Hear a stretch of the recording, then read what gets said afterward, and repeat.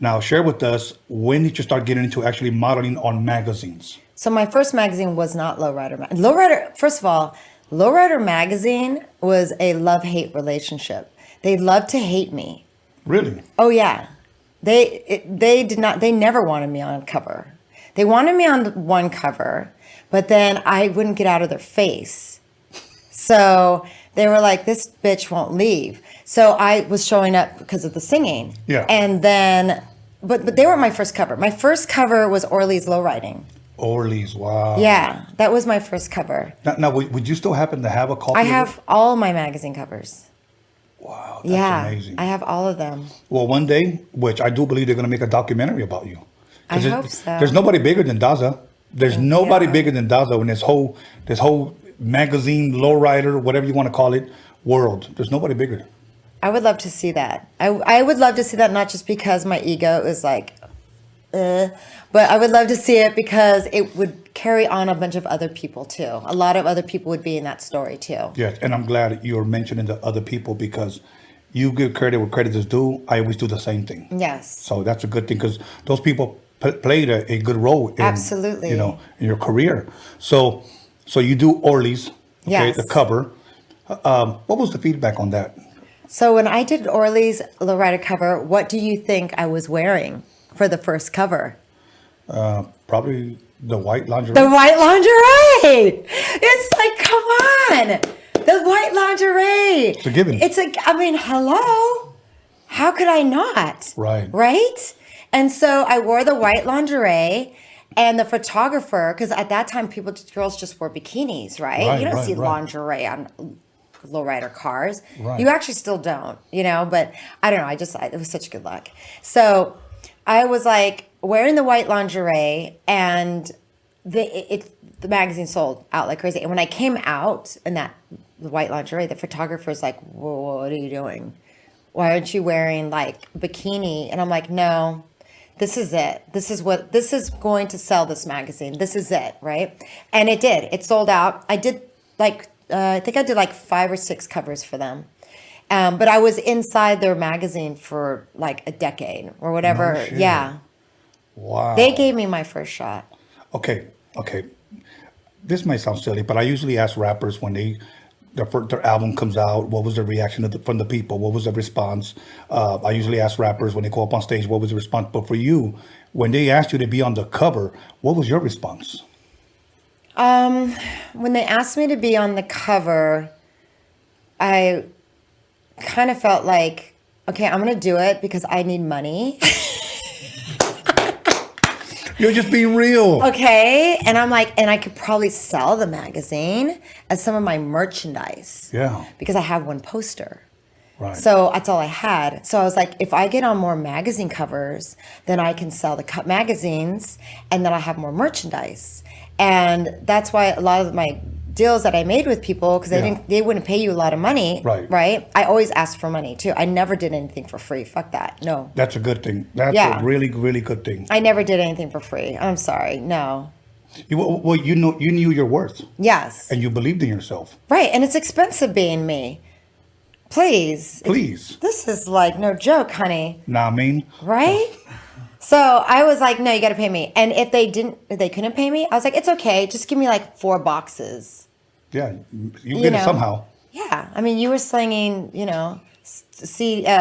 Magazines, autographs. Yeah, whatever. I collected. I still, 20 years later or more, I still sign my magazines because now I'm signing merchandise. I sell it on the eBay or card shows if I attend them, but I still have the stuff. It's crazy. It's crazy to still sign them. Now, I may be reaching, but do you still have the first magazine covered extra? Like if I wanted you to sign it for me. I have everything for you. I have panties for you that I could sign for you. I just want a magazine. Okay, fine. We'll start with that. Thank you. Yes. Welcome. Okay, so I fucking lost my train of thought. See what she does. Okay, so now, so Yeah. So you go on from Orly's to what? right. So it's Orly's. You were saying about Lowrider. So I did Orly's, and Lowrider didn't want anything to do with me. I was just the singer, but the people liked me, and the people would ask them, and the people were the car clubs, because I was down with the car clubs, and that's the most important thing. Yeah, you got the fans that come and go, like the people that come to the shows, but the car clubs will make you or break you. Yes. And if they don't like you, you're done. And they're not going to let you touch their car or get on their car or and their chicks. Are you crazy? Hell no. Now, being friends with guys from the car clubs. Yes. Did you ever get any bad slack from their girls? I never, ever, ever fucked around with those girls. I kissed all their asses. Okay? No, I never gave drama. I know the rules. Yeah, right. I hung out with the cholas. I know how it goes down. Okay? And I was always very cool and very respectable with them. I didn't play that game. Fuck that. Yeah. So now you're starting to come out, and like you said, you just didn't do just Lowrider. You did multiple magazines. I did mini trucking. I did auto sales security. I toured. I was on Guam TV Guide. I was on Saipan TV Guide. I was in magazines in Peru, but all talking about Lowrider. No shit. I was the first girl that ever went to Japan for the first Lowrider car show, and I performed there. No shit. Yeah, in Japan. Do you remember? Imagine Japanese. Yes. Cholos. I know. Visual. The culture is big out there. Yeah, but back then, it was the first lowrider show they ever did in Japan. Okay, now, for people that may not know, how was the turnout? It was sick. It was tons. But I never seen no Japanese cholos before. Now you see Japanese cholos over here, but they were and they had like the hair net, and their lowriders were sick because their lowriders were our lowriders. Yes. Because at that time they used to pay like $50,000-$75,000 to go get the lowriders, and they used to bring them over there. So they had our lowriders over there. Right. And it was really cool. And I had my calendar by then. By the time I went there, I was pretty tight with my merchandise. I knew what to do. I did T-shirts and stuff like that. So that's awesome, man. I love to hear these stories. I mean, because these are things that I haven't even heard from you. I mean, I know a little bit about your beginning, your music career, your modeling, but these are like the inside stories that you're giving us that are amazing. So, did you remember what year it was that you went to Japan?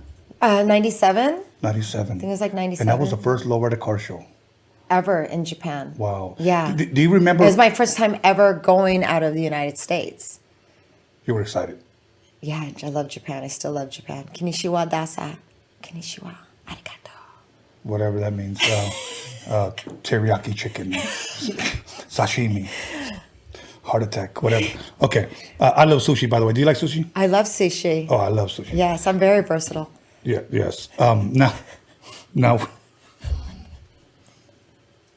Oh, she's throwing me off. First time this ever happened on Roadium Radio. Okay, so now...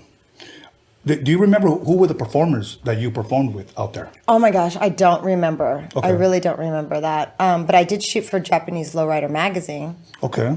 Over there, which was amazing in Osaka, and it literally was like the Latina, like Mother Teresa coming to Japan, because no shit. Yeah, because it was like Dazza. I had already done the Cinco de Mayo cover. Wow. Which was like sold out literally in like 3 days. And mind you, people have to remember, Lowrider magazine was the biggest car magazine in the world. The world. The world. Yeah. Not the neighborhood. Not the country, neighborhood. Not what. the city. Not like in your little spot. The world. And it wasn't like. People think, oh yeah, I remember from East LA. No, it was the world. The world bought Lowrider magazine, so and that's how people got their stuff. People put ads. I put an ad. I always had my ad in Lowrider magazine. I bought that ad because I knew that I was going to make money because I needed to make money. I need to get paid. That's awesome. That's really awesome. So now, okay, so I know it's got to be within the hundreds. So If you could, no, I'm not even going to ask for a number, but how many, and I'm asking for a ballpark figure. Okay. How many magazine covers would you say you've been on?